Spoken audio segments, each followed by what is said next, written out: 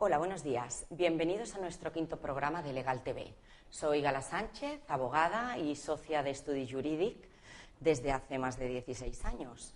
En Estudi Jurídic nos dedicamos al asesoramiento de empresas y en nuestro día a día vamos conociendo cuáles son las inquietudes de las empresas, en qué problemas se encuentran y cómo podemos ayudarles. Fruto de este asesoramiento nos ha dado la idea para hacer este programa, Legal TV, en el que les iremos asesorando sobre los temas de actualidad y les iremos dando pequeñas pistas sobre cómo mejorar la gestión legal de su empresa. Tenemos ya preparados los temas de los siguientes programas, pero no obstante, si quieren hacer cualquier aportación o comentario, pueden dirigirse a nuestra cuenta de Facebook, que es Legal TV, muy original, o la cuenta de Twitter, que es @legaltv_CMN de Círculo de Mujeres de Negocios. En este quinto programa queremos abordar la problemática de los swap. Los swap son unos contratos bancarios que los bancos han ido comercializando con empresas y que han dado muchos problemas y que están en el orden del día. Los tribunales y juzgados de este país los están anulando por creer o por considerar que no han sido comercializados correctamente, que la empresa cuando los contrataba no sabía muy bien lo que estaba contratando y por tanto había vicios en el consentimiento.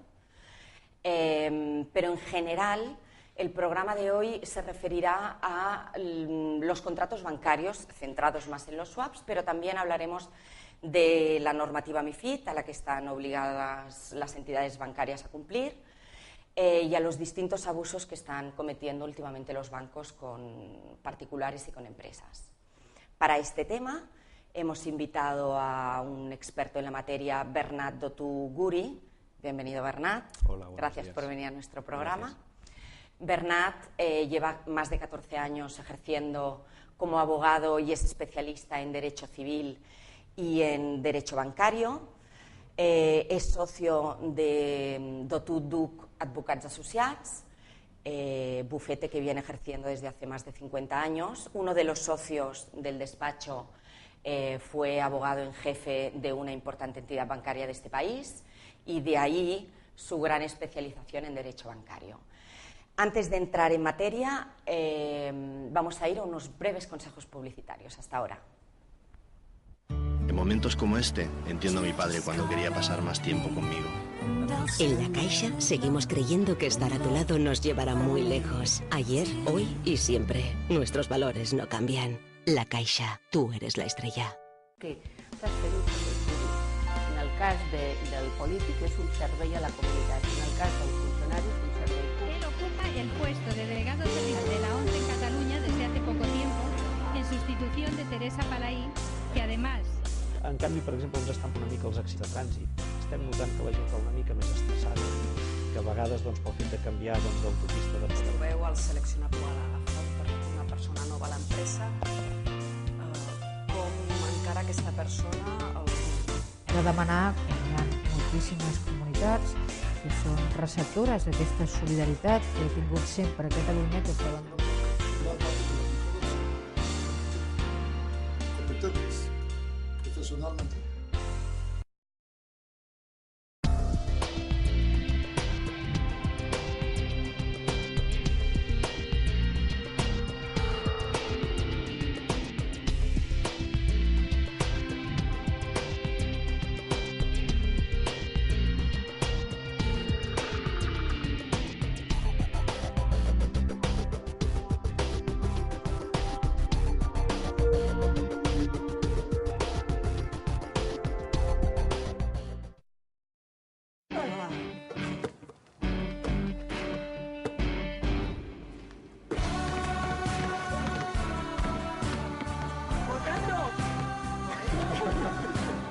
Fer que les coses siguin possibles. Això és Actitud Blava. Endesa, llum, gas, persones. Hola de nuevo, ya estamos de vuelta. Como les decía antes de publicidad, hoy trataremos de los contratos swap y en general de todos los contratos bancarios o aquellos que están siendo rebatidos más por los tribunales por considerar que existe mala praxis bancaria. Desgraciadamente es noticia en los últimos años abusos por parte de los bancos. Ejemplos los tenemos en las ejecuciones hipotecarias, los tenemos en las acciones preferentes que han sido incorrectamente comercializadas a personas jubiladas que pensaban que estaban adquiriendo o que estaban contratando depósitos a largo plazo con una rentabilidad garantizada, y en el caso de las empresas los contratos swap.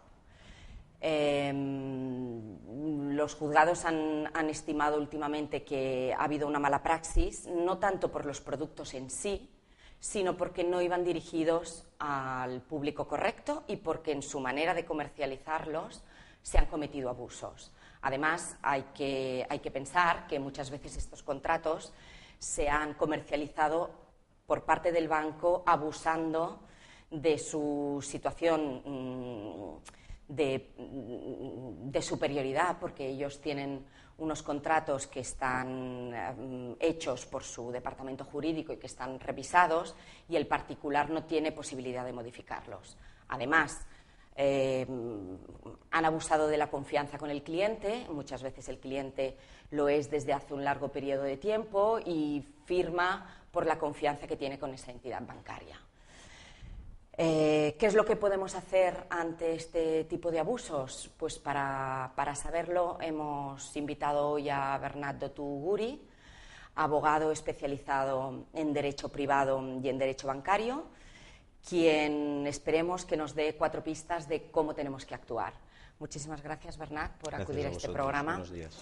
¿Qué está sucediendo con las entidades bancarias? ¿De pronto han dejado de lado la ética o siempre han sido así y no nos hemos dado cuenta? ¿Qué está sucediendo? Bueno, claro, la pregunta es muy abstracta, es difícil poder dar una respuesta muy concreta al respecto.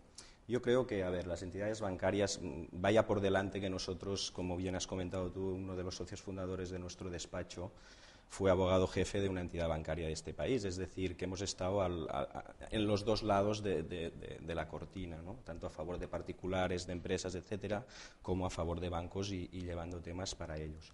En este sentido, quiero decir que no sería justo criminalizar de una forma total, absoluta y contundente a todas las entidades bancarias, a toda su praxis, etcétera, etcétera.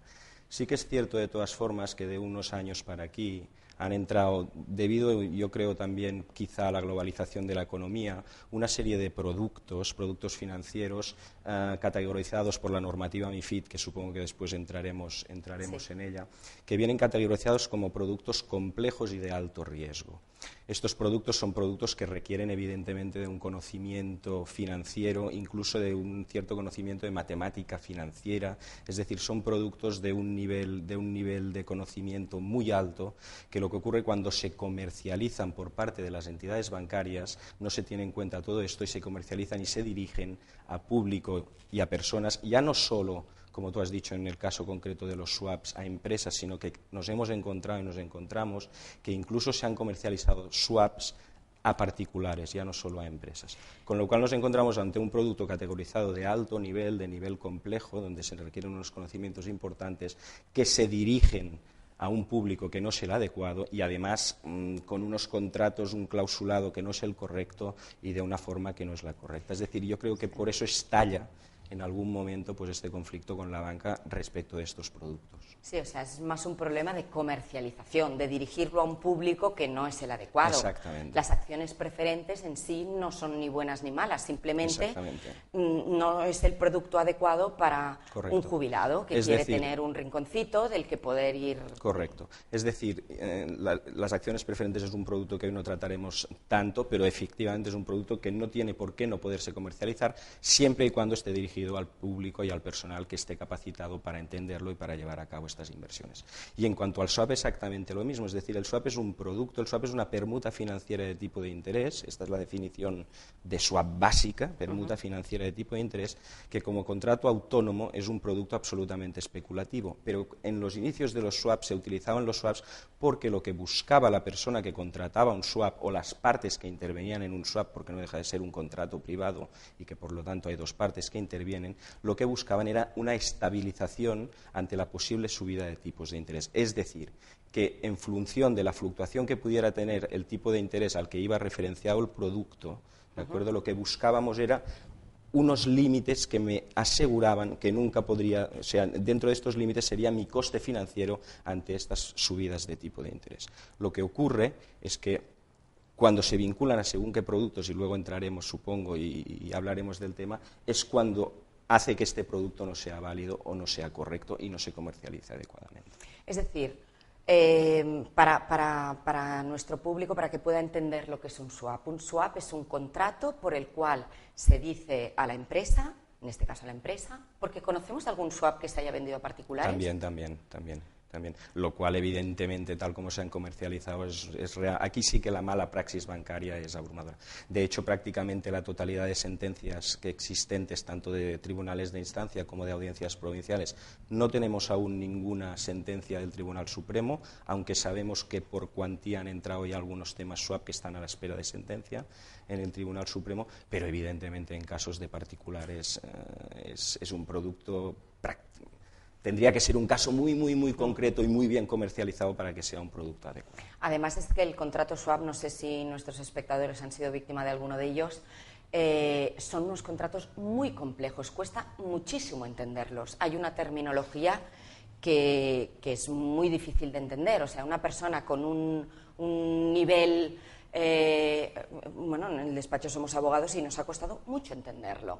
Suerte que tenemos a Bernat, que es un experto y nos lo ha podido aclarar. Nosotros somos expertos a base precisamente de estudiar los productos y de tener distintos temas, porque efectivamente la primera vez que te ponen un swap encima de la mesa y tú te sientas en el despacho y lees aquello realmente es complicadísimo. No hay quien lo entienda, lo tienes que leer 4 veces. Nosotros en algún juicio invitamos a su señoría a veces, que evidentemente no tiene por qué ser experto en la materia, y en conclusión muchas veces le invitamos a decir, señoría, yo le pido por favor que lea usted con detenimiento, con tranquilidad este contrato y cuando termine se cuestione usted misma qué ha entendido del contrato, porque realmente es de difícil comprensión. Sí. O sea, son contratos muy complicados. De hecho, en la mayoría de juicios a los que yo he asistido, que tú intervenías, he visto que lo primero que haces es explicar lo que es un swap, porque muchas veces su señoría, ahora ya sí, pero sobre todo con los primeros swaps, no sabían ni lo que era. Entonces, también me gustaría que lo explicaras de una manera simple y llana para que nuestros espectadores, aquellos que nos han encontrado con un swap o que lo tienen y no lo saben, puedan entender qué tipo de producto es.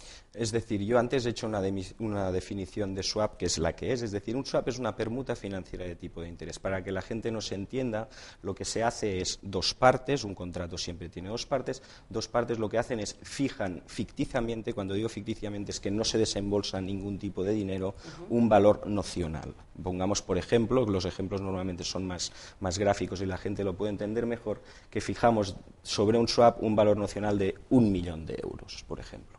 Sobre este 1.000.000 de euros fijamos un fijo tipo de interés, vamos a ponerle el 3%, ¿de acuerdo? Y lo referenciamos todo a un interés respecto de un interés variable, normalmente, en la mayoría de los casos, al Euribor, ¿de acuerdo? De tal suerte que, si tengo fijado el tipo de interés sobre un valor nocional de 1.000.000 de euros a un 3%, cuando el Euribor me supere este 3%, vaya más arriba del 3%, una de las partes, y en este caso siempre el banco, en los swaps comercializados aquí, pagará el diferencial que vaya por encima de este 3% de tipo de interés. Cuando el Euribor esté por debajo de este 3%, el cliente en este caso pagará el diferencial sobre este tanto por ciento, sobre el tramo del 3%, hasta donde tenga el Euribor en aquel momento la cotización, sobre el valor nocional de 1.000.000 de euros. Claro, si te das cuenta, esto per se autónomamente es una especulación pura y dura, es decir, es una permuta financiera de tipo de interés. Lo que pasa es que la idea del swap es precisamente para regularizar estas posibles subidas respecto de otros productos que yo pueda tener a interés variable. De tal suerte que si el interés sube, como con este otro producto estoy pagando más porque el interés me ha subido, me queda compensado por este dinero que el banco me paga respecto de esta subida de tipos de interés. Y si baja, yo tengo que pagar el diferencial en el swap, pero me lo estoy ahorrando en el producto a tipo variable que tengo referenciado. Claro. Esta es la idea de swap. Es decir, un swap bien hecho, bien pensado, bien redactado, donde las partes realmente puede ser un producto muy beneficioso. El problema es el problema es cómo se hace, es decir, qué está ocurriendo o qué ha ocurrido en multitud de casos con las entidades bancarias aquí en este país. Es decir, ¿qué ha ocurrido? Pues, por ejemplo, vamos a poner ejemplos. Los ejemplos, repito, son muy gráficos y se entienden muy rápidamente. Una empresa pequeña, una empresa promotora, que trabaja con créditos hipotecarios.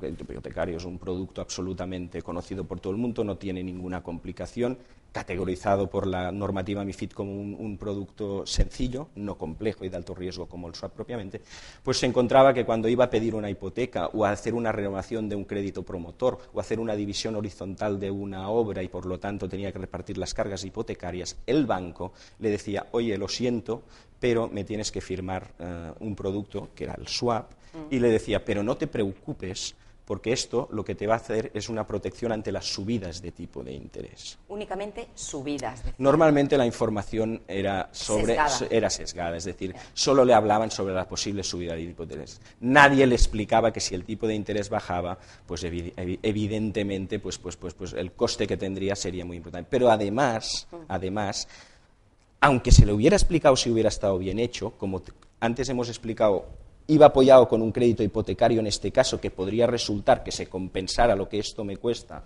con lo que me ahorro de aquí, no sería incorrecto. El problema es que esta vinculación era real, de tal suerte que incluso nos encontramos con swaps que van referenciados a un crédito hipotecario de 1 millón de euros y el valor nocional del swap es de 4 millones de euros. Es una auténtica barbaridad, con lo cual no estoy protegiendo, este posible riesgo sobre subidas de tipo de interés ya solo por el valor nocional no es bueno. Nos encontramos también que resulta ser que el crédito hipotecario, el que va referenciado, tiene una vida de 10 años y hacemos un swap de 3. ¿Qué pasa con los otros 7 años? Nos preguntamos. O a la inversa. O a la inversa, que es mucho peor. Claro. Nos encontramos muchas veces que el crédito hipotecario el primer año tiene un interés fijo, con lo cual no hay riesgo de variabilidad del interés. Y nos encontramos con swaps referenciados a este producto que quizá tienen 3 años, con lo cual el primer año de vida del swap no sirve para nada en cuanto a protección de subidas de interés. Y es un producto absolutamente especulativo. Claro, porque ya tiene un interés fijo. Exactamente. También lo he visto mucho en pólizas de crédito. La empresa que tiene una póliza de crédito, que cuando la va a renovar, el banco le dice, uy, pues no te la renuevo a menos de que firmes este contrato que es estupendo porque te va a proteger. Ahora que los intereses están altos, hay que tener en cuenta que los swaps abundaron en unos años determinados donde los intereses iban al alza. Entonces, la empresa decía, ostras, si mi póliza de crédito está a Euribor más X, a ver qué voy a terminar pagando. Entonces, era el momento idóneo para que el banco ofreciera este tipo de productos. Exactamente, sí, con pólizas de crédito ha pasado exactamente lo mismo. Con el agravante a veces con las pólizas de crédito que normalmente se contratan anualmente. Y además yo puedo contratar una póliza de crédito con un límite de disposición, es decir, yo contrato una póliza de crédito con límite de disposición 3 millones de euros, pero igual aquel año por mis necesidades de tesorería solo dispongo de 1 millón de euros, con lo cual vincularlo a un swap que me marque, por ejemplo, el máximo a 3 millones ya no va bien tampoco. Póliza que al cabo del año voy a volver a negociar y por lo tanto la vida del swap continúa si es a 3 años. Claro. Es decir, nos encontramos con mucha casuística de este tipo, que cuando se vincula este segundo producto, que en realidad es por lo que se crea el swap para esta estabilización del tipo de interés, no se hace bien. No se hace bien y además siempre es perjudicial para el cliente. Y luego también muy importante, en los swaps que nos estamos encontrando es que el tipo fijo que se fija es muy alto. Y las entidades bancarias nos dicen, bueno, pues es que el Euribor subió mucho. Yo en mi despacho he visto swaps swaps referenciados a un 5,6 como tipo fijo, cuando en el histórico del Euribor, de toda su historia, el máximo que ha llegado, no sé, recuerdo ahora si es del 5,72 o el 5,78. De tal suerte que prácticamente nunca en ninguno de los escenarios al banco le va a costar nada eso, y en cambio al cliente sí. Con además el agravante que normalmente en estos productos, por arriba, el banco fija una barrera, que se llama. De tal suerte que si fijamos el interés fijo al 3, al 4, al 4,5, me fijan una barrera máxima al 5, por ejemplo. Con lo cual el banco, por mucho que suba el Euribor, solo pagará este diferencial de entre el fijo que hemos marcado hasta la barrera. Y en cambio por abajo no existe barrera. Claro. ¿Cuál es el caso típico que os ha llegado al despacho que decís, pues este caso de swap es anulable porque es totalmente ilegal, por mala praxis, porque no se ha cumplido la normativa MiFID? ¿Cuál es para que los espectadores puedan identificarse con alguno de estos casos en concreto? El perfil mayoritariamente es de una pyme, de una empresa pequeña mediana, categorizada por la normativa MiFID, que luego entraremos, si te parece, como un cliente minorista, que por lo tanto requiere de una protección importante por parte de las entidades bancarias y de una información y transparencia importante. Es decir, el perfil es una pequeña y mediana empresa, normalmente, que en un momento determinado se encontró con la situación de renovar una póliza de crédito, promotores que se encontraban con la necesidad de pedir otro préstamo hipotecario, renovación de préstamo hipotecario, préstamo a promotor, y que cuando se encontraron con esos, le ofreció el banco estos productos swap como esta ofertante posible subidas de tipo de interés. Este es el perfil que nosotros nos encontramos. Cuando entendemos que efectivamente, porque sí que nos hemos encontrado, y tú lo sabes por colaboraciones que hemos tenido, Gala, nos hemos encontrado con swaps que hemos entendido que estaban bien comercializados y estaban bien hechos y que por lo tanto entendíamos que no eran atacables. ¿Cuándo nosotros entendemos que es atacable? Pues hombre, precisamente cuando al producto que van vinculado no es correcto, es decir, no cubren absolutamente nada, cuando entendemos que el perfil del cliente no es adecuado para este tipo de producto, y en este caso la normativa MiFID, que entra en vigor en el año 2007 en España, obliga a las entidades bancarias a los conocidos test de conveniencia, de idoneidad, cuando vemos que no se ha dado la comercialización en cumplimiento de esta normativa MiFID, es decir, no ha habido test de conveniencia, no ha habido test de idoneidad, etcétera, etcétera. Cuando vemos que el clausulado, que en la mayoría de casos es así, es absolutamente inteligible, incomprensible, etcétera, y también que se dan muchos y abusivo y desigual, por lo que decíamos, por ejemplo, por el tema de la barrera por arriba, por abajo, etcétera, etcétera, y también, y se dan la mayoría de casos, cuando no es posible calcular el coste de cancelación de este producto. Y este es un tema muy recurrente y que ha dado mucha problemática. Es verdad, en todos los contratos swap que yo he visto, o bien no dan posibilidad, no dicen nada de cancelación, y si es posible o no, o si dan posibilidad, dicen valores de mercado, o son cláusulas muy ambiguas que el cliente cuando firma no sabe qué le va a costar. Efectivamente. Y cuando lo quiere cancelar y va a la entidad bancaria y dice, oiga, este producto no me interesa porque me está costando un riñón, el banco le dice, esto cancelarlo cuesta mucho dinero. Empiezan a hacer números y el cliente a veces ha tenido que pedir una póliza de crédito para poder pagar la cancelación del swap. Esto ha ocurrido muchas veces. Muchos se creen que, como algunas de las cláusulas que ponen en el contrato bancario es que el cliente conoce perfectamente este tipo de producto, que asume los riesgos, que dicen, no, es que yo no puedo reclamar porque, claro, yo esto lo he firmado. Eso no es así, claro. Eso no es así, porque claro, que yo haya firmado algo no significa per se que yo tenga pleno conocimiento de lo que estoy firmando. Normalmente las demandas contra contratos swap se presentan como elemento central de la demanda. Se dice que se solicita la nulidad del producto por un vicio en el consentimiento, por error en el consentimiento, ¿de acuerdo? De tal suerte que, para que nos entienda todo el mundo, la traducción sería: firmé una cosa creyendo que era eso, cuando en realidad era otra, porque no tenía conocimiento de lo que estaba firmando. Y además no tenía conocimiento porque las explicaciones que me dieron, la comercialización que me hicieron al respecto de este producto no fue la correcta y por lo tanto me indujeron a error. Claro. También nos ha pasado aquí que los mismos directores de las entidades bancarias no sabían lo que estaban comercializando, porque cuando les preguntamos qué es un swap, todavía siguen diciendo que es una cobertura de los tipos de interés al alza, es decir, si suben los tipos de interés, a ti no te afecta. Todavía siguen con este discurso cuando el swap no es tan simple. Entonces, ellos ni recibieron la formación y se pusieron a comercializar unos productos que no entendían a unos clientes que no lo necesitaban y con las consecuencias que de todo ello después han derivado. En este sentido yo siempre he tenido la opinión, y a veces también lo decimos en sala, en algún juicio, y se sorprende la gente, yo siempre he tenido la opinión, y además lo digo honestamente, y siempre digo que en muchos casos en los swaps hay dos víctimas. Es decir, el propio cliente, evidentemente, nuestro cliente es una víctima clarísima por lo que le está costando, pero es que muchas veces el propio director de la oficina que comercializó el swap, con absoluta buena fe, es una víctima también. Nosotros, tú sabes perfectamente que nos hemos encontrado en interrogatorios con directores que no han sabido responder a preguntas sobre el producto, que desconocían el producto. Pero ¿qué ocurría? Y esto es de dominio público y ocurre muchas veces en las entidades bancarias. El jefe de zona, el banco, le daba las instrucciones al director de la oficina y le decía, este año en este producto tienes que colocar esta cantidad de dinero. Y esto evidentemente afectaba a los bonus, a su rendimiento, a los números de la oficina, etcétera, etcétera. Como cuando tocan planes de pensiones. Exactamente. Pero claro, una cosa es que toquen hipotecas y planes de pensiones, que son productos de un nivel que puede conocer todo el mundo, y otra cosa es cuando tocan swaps, en este caso, ¿no?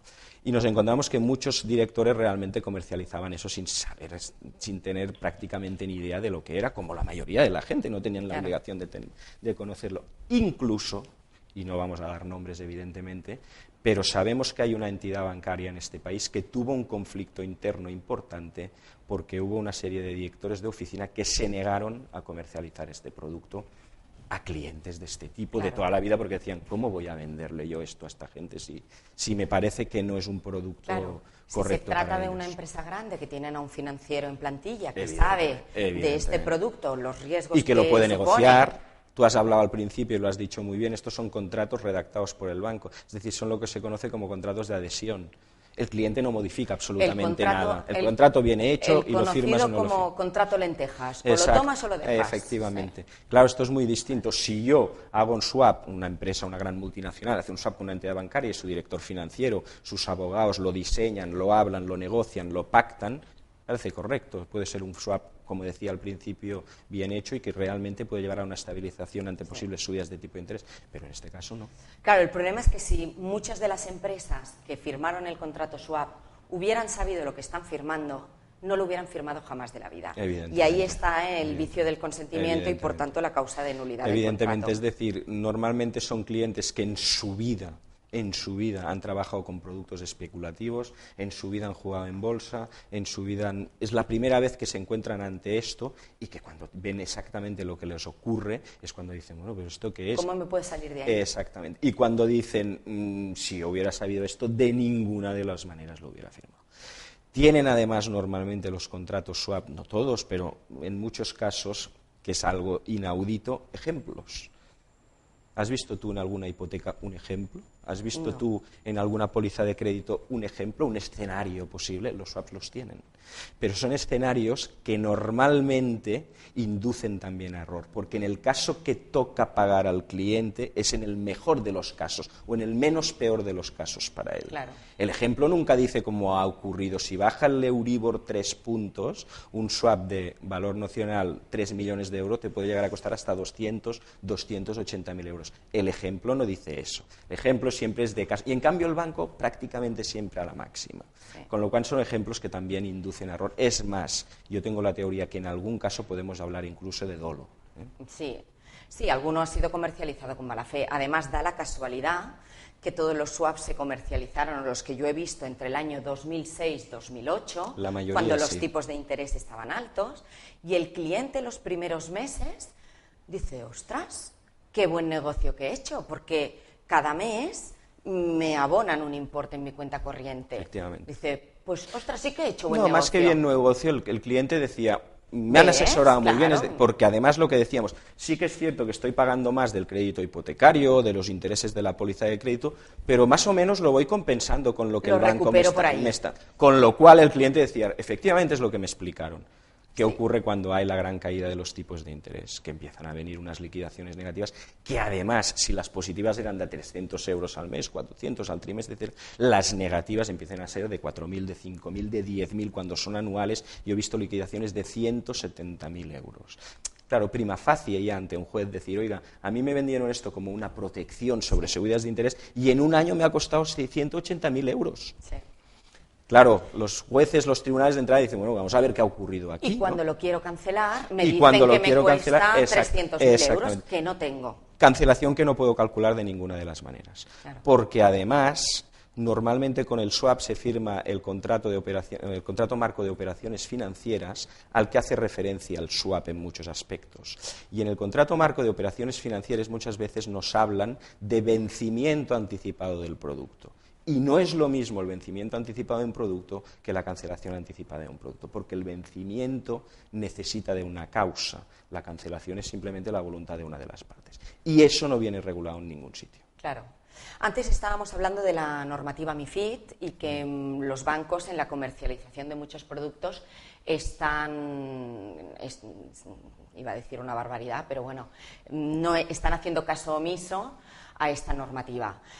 ¿Puedes explicarnos sucintamente qué consiste y qué obligaciones le supone al banco? Sí, a ver, vaya por delante también que los bancos cada vez más cumplen la normativa y en muchos casos la cumplen, pero en los casos en que no la han cumplido o no la cumplen, evidentemente hay que denunciarlos, hay que demandarlos y hay que reclamar nuestros derechos. Pero sabemos, tanto tú como yo, que algún documento que hace de cumplimiento a la normativa MiFID, la firma no es efectivamente.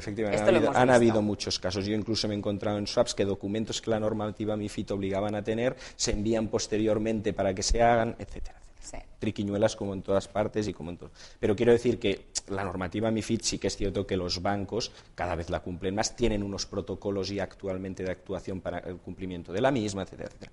Pero sí que es cierto que en muchos casos no se cumplió y por lo tanto pues es atacable. La normativa MiFID son unas directivas europeas que se dictan por la Unión Europea, se aprueban por la Unión Europea en el 2004, 2005 y 2006, que precisamente lo que van es a la protección ante la comercialización de ciertos productos bancarios, ciertos productos financieros. Concretamente en España se traspola la normativa europea en el año 2007 con la modificación de la Ley Nacional del Mercado de Valores. Y básicamente lo que hace la normativa MiFID es categorizar, como he dicho al principio, unos tipos de productos con otros, decir cuáles son los productos sencillos, cuáles son los productos de alto riesgo y complejos por un lado, y también categoriza a los clientes en minoristas o profesionales, ¿de acuerdo? Con esta categorización que tenemos da una serie de pautas, de obligaciones, de normativa para la comercialización de estos productos en relación a qué tipo de cliente lo va a comercializar. Evidentemente, cuando nos encontramos con un cliente minorista, la normativa MiFID dice que en principio los productos complejos no son adecuados para este tipo de cliente y que si se ofrecen, se deben ofrecer con una serie de prerrogativas y de normativa y de condiciones especiales. Por ejemplo, los conocidos test de conveniencia, test de idoneidad. Es decir, antes de ofrecer este producto, antes de saber si este producto es para este cliente, debe pasar un test que me dará un resultado sobre los conocimientos que él mismo pueda tener sobre estos productos y que me darán un resultado de apto o no apto. En muchísimos casos, este test de conveniencia y este test de idoneidad, los bancos no lo han realizado cuando ofrecieron estos productos. Luego, la normativa MiFID dice que precisamente ante este tipo de producto, con este tipo de cliente, el banco debe hacer un asesoramiento muy importante, precontractual, contractual y postcontractual.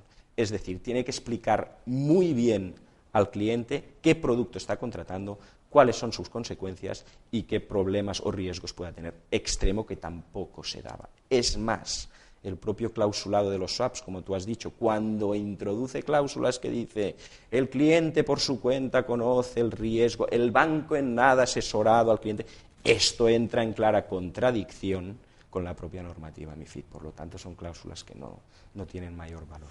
Entonces, para entendernos, el contrato swap es un contrato complejo, calificado como complejo de alto riesgo. Calificado y realmente muy complejo. Y se ha estado comercializando a clientes minoristas. Correcto. Que es un producto totalmente desaconsejado para este tipo de categoría de clientes.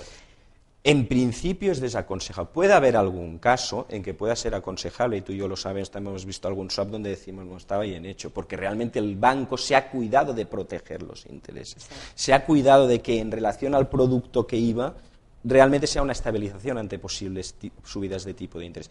Pero de entrada no es un producto adecuado para esta gente, y de ahí que se tenga que pasar estos test de conveniencia y idoneidad para ver el resultado de los mismos. Pero también hemos visto que muchas veces, aun a pesar de no pasar estos test, hay una renuncia del cliente expresa por escrito diciendo: yo soy consciente del riesgo que implica este producto, sé que no es un producto aconsejado para mí y aún así lo contrato y asumo los riesgos. El cliente muchas veces firmaba esto sin saber lo que estaba firmando, porque le ponen todo un fajo de documentos encima de la mesa que no lee, ahí muy mal, porque o lee por encima o lo lee pero más o menos lo entiende, y mientras tanto va hablando, pues va firmando y no sabe muchas veces lo que ha firmado. Y ahí mucho cuidado, porque los contratos hay que leerlos, y si no se entienden, pues se los llevan a casa y los leen, y si no, pues le envían a su abogado que los lean, pero no pueden ir firmando.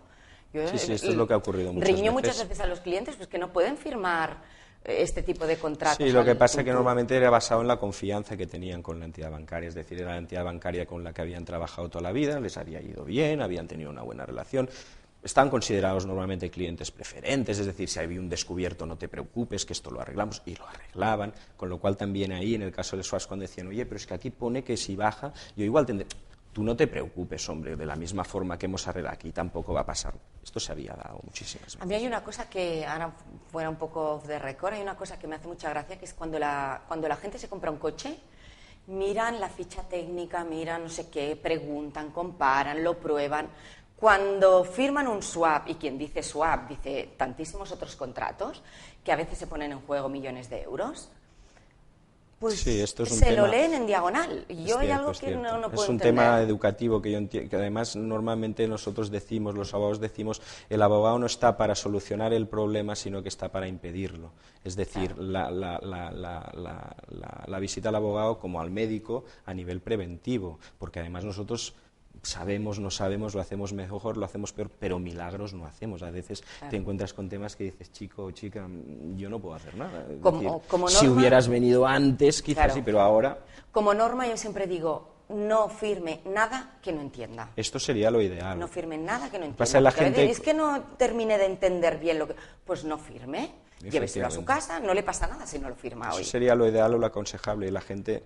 Cuando lo hace, evidentemente lo hace con toda la buena fe y con lo que decíamos, con la confianza que tiene con este caso con el banco, etcétera, etcétera. Pero no vamos a reñirlos, vamos a ir en el supuesto de que ya lo hayan firmado. ¿Qué pueden hacer? En el supuesto que lo hayan firmado, yo el primer consejo, evidentemente, es que vayan a ver a un abogado. Que vayan a ver a su abogado de confianza, una persona que conozca de este tema, le lleven toda la documentación que tengan al respecto, que preparen un poco de historial de la empresa, es decir, esta empresa que se dedicaba, por qué se ofreció este producto, qué otros productos, como hemos dicho, teníamos paralelos, y con todo esto que vayan a hacer una consulta a un abogado, que en principio, si es una persona que entienda este tema, es quien tiene que analizar y decidir si efectivamente ese swap es atacable y por tanto anulable o no. Porque ciertamente, por tu experiencia, has visto que hay muchos swaps que sí que son anulables porque tienen vicios en el consentimiento, porque no dan cumplimiento a la normativa MiFID, porque hubo a veces hasta engaño. Sí, muchísimos, la mayoría de hecho. Y a veces el cliente dice, no, como yo ya lo cancelé y pagué el importe de la cancelación, ya no tengo derecho a recurrir. No, esto no es así de ninguna de las maneras. Puede todavía. Evidentemente, solo faltaría. Es decir, si el contrato padece de los vicios suficientes para que el consentimiento prestado en su día no sea el correcto, ese contrato puede ser nulo y por lo tanto puede ser retrotraído en el tiempo. Es decir, el hecho que yo haya pagado una cancelación no implica para nada que dé conformidad absoluta al contrato. Perdona porque ahora te van viniendo cosas a la cabeza. Claro, hay veces que la entidad bancaria dice, hombre, pero ¿cómo me pide usted ahora la nulidad de este producto si este señor pagó la cancelación en su día, que tenía pleno conocimiento? Muchas veces la respuesta, que además es la realidad, es decir, ¿y cómo no lo iba a pagar? Porque la pregunta es, porque si este señor no hubiera pagado, ¿qué hubiera hecho el banco? Y todos lo sabemos. El banco hubiera publicado en las listas del RAI o en las listas de SNEF aquella persona física o aquella persona jurídica sociedades mercantiles pequeñas normalmente, con lo cual la línea de crédito hubiera desaparecido ya no de aquella entidad bancaria, sino de todas, y esa empresa está muerta. Es decir, con la pistola en el pecho no me quedaba otro remedio que ir pagando en muchísimas ocasiones. Y pedir una póliza muchas veces Y para muchas poder veces pagar pedir la una cancelación póliza del para swap. poder pagar la cancelación del swap. Lo cual, como praxis bancaria, a mí ya me parece pues realmente muy fuerte, en el sentido, porque fíjate bien, yo tengo un swap del que he tenido unas liquidaciones positivas, negativas, normalmente negativas, llega un momento que no puedo pagarlo porque ya no tengo tesorería y la gran solución que me da el banco es decir, te presto este dinero para cancelar esto. Pero fíjate bien qué pasa, el dinero fuera del banco está 5 minutos, porque en el momento en que lo presta, automáticamente este señor lo utiliza para pagar el coste de cancelación de ese swap. Y no termina aquí el tema, sino que encima durante 4, 5, 6, 7 años estoy pagando unos intereses de lo que me ha costado el cancelar este producto sobre lo que me acaba de prestar el banco, que ha tenido 5 minutos fuera de su alcance. Sí, sí, el banco hace un negocio redondo. En este caso, totalmente. Bueno, Bernat, yo no sé si nos hemos dejado algún tema importante para comentar o la fotografía general del swap ha quedado suficientemente clara. Hombre, yo creo que es un producto difícil de explicar, pero un poco sí que ha quedado suficientemente. Y si más no, yo creo que el objetivo de decir si alguien se encuentra con esta problemática, que pueda pues saber que existen cauces, que existen formas, que existen posibilidades de poder darle una solución al tema, si realmente pues cumple con los requisitos necesarios. Pues muy bien. Pues muchísimas gracias por haber venido hoy a Legal TV a explicarnos un tema tan arduo y complicado como es los contratos swap. Esperamos verte aquí de nuevo. Muy bien, muchísimas gracias. Y a ustedes les emplazo para el próximo programa en el cual hablaremos de las compras online. Como ustedes saben, muchas son las empresas que han decidido abrir fronteras y vender a mercados en los que ahora, hasta ese momento no vendían. Y una forma fácil y relativamente poco costosa que tienen para ello es la venta online y mediante el comercio electrónico. Para ello hemos invitado a María Teixidó, que es una gran experta en la materia, que vendrá el próximo día 6 de diciembre, Día de la Constitución, a la 1 del mediodía, a hablarnos sobre este tema. Muchísimas gracias por estar ahí, espero que hayan tomado buena nota de los consejos que nos ha dado nuestro experto de hoy y espero verles el próximo día. Muchísimas gracias.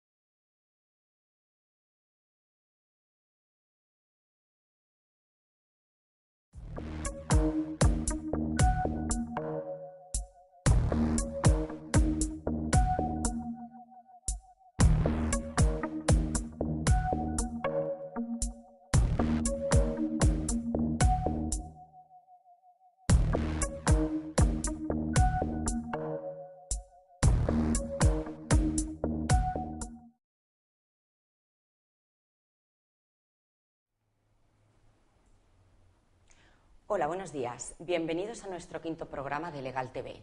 Soy Gala Sánchez, abogada y socia de Estudi Jurídic desde hace más de 16 años. En Estudi Jurídic nos dedicamos al asesoramiento de empresas y en nuestro día a día vamos conociendo cuáles son las inquietudes de las empresas, en qué problemas se encuentran y cómo podemos ayudarles. Fruto de este asesoramiento nos ha dado la idea para hacer este programa, Legal TV, en el que les iremos asesorando sobre los temas de actualidad y les iremos dando pequeñas pistas sobre cómo mejorar la gestión legal de su empresa. Tenemos ya preparados los temas de los siguientes programas, pero no obstante, si quieren hacer cualquier aportación o comentario, pueden dirigirse a nuestra cuenta de Facebook, que es Legal TV, muy original, o la cuenta de Twitter, que es @legaltv_c.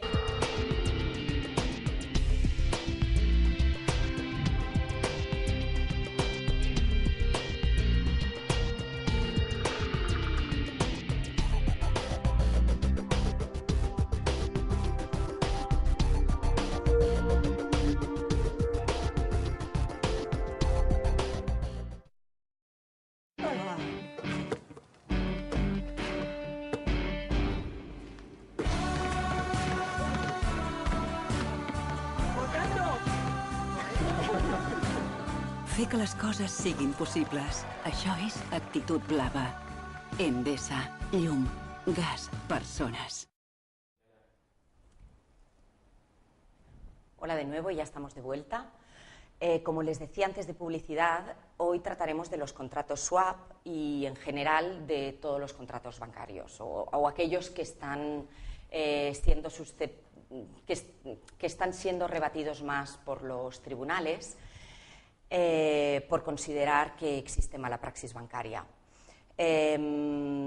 Desgraciadamente es noticia en los últimos años abusos por parte de los bancos. Ejemplos los tenemos en las ejecuciones hipotecarias, los tenemos en las acciones preferentes que han sido incorrectamente comercializadas a personas jubiladas que pensaban que estaban adquiriendo o que estaban contratando depósitos a largo plazo. MN de Círculo de Mujeres de Negocios. En este quinto programa queremos abordar la problemática de los swap.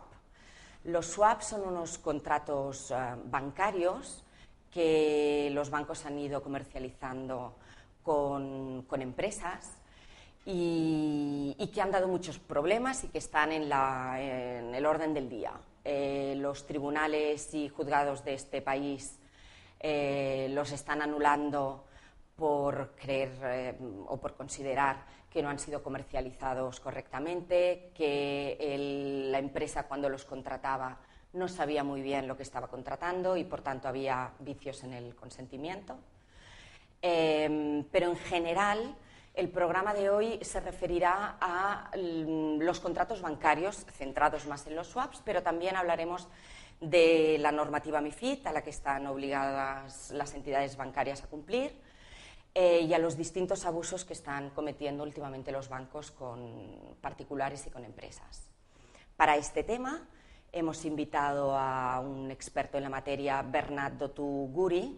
Bienvenido, Bernat. Hola, gracias por venir a nuestro programa. Gracias.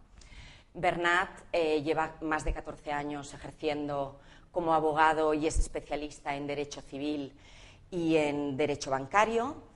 Es socio de Dotú-Duc Advocats Associats, con una rentabilidad garantizada. Y en el caso de las empresas, los contratos swap.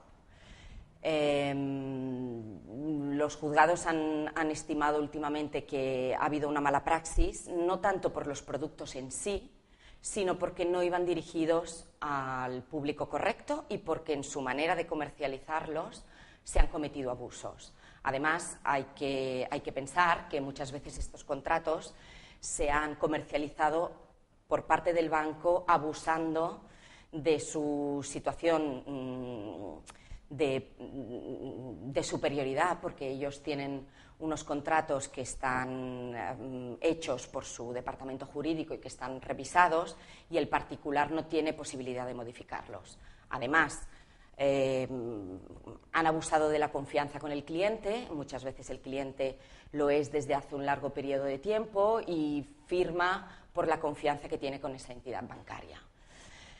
¿Qué es lo que podemos hacer ante este tipo de abusos? Pues para saberlo hemos invitado hoy a Bernat Dotú-Guri, abogado especializado en Derecho Privado y en Derecho Bancario, quien esperemos que nos dé 4 pistas de cómo tenemos que actuar. Muchísimas gracias, Bernat, por acudir a este programa. Buenos días. ¿Qué está sucediendo con las entidades bancarias? De pronto han dejado de lado bufete que viene ejerciendo desde hace más de 50 años. Uno de los socios del despacho fue abogado en jefe de una importante entidad bancaria de este país y de ahí su gran especialización en derecho bancario. Antes de entrar en materia, vamos a ir a unos breves consejos publicitarios. Hasta ahora. En momentos como este, entiendo a mi padre cuando quería pasar más tiempo conmigo. En La Caixa seguimos creyendo que estar a tu lado nos llevará muy lejos. Ayer, hoy y siempre. Nuestros valores no cambian. La Caixa, tú eres la estrella. Que s'ha fet un servei públic. En el cas del polític és un servei a la comunitat. En el cas del funcionari és un servei públic. Él ocupa el puesto de delegado territorial de la ONCE en Cataluña desde hace poco tiempo, en sustitución de Teresa Palaí, que además... En canvi, per exemple, ens estampa una mica els accidents de trànsit. Estem notant que la gent va una mica més estressada, que a vegades vegades pel fet de canviar d'autopista de pagar. Trobeu el seleccionable agafat per una persona nova a l'empresa, com encara aquesta persona de demanar, com hi ha moltíssimes comunitats que són receptores d'aquesta solidaritat que he tingut sempre a Catalunya, que poden competentes profesionalmente.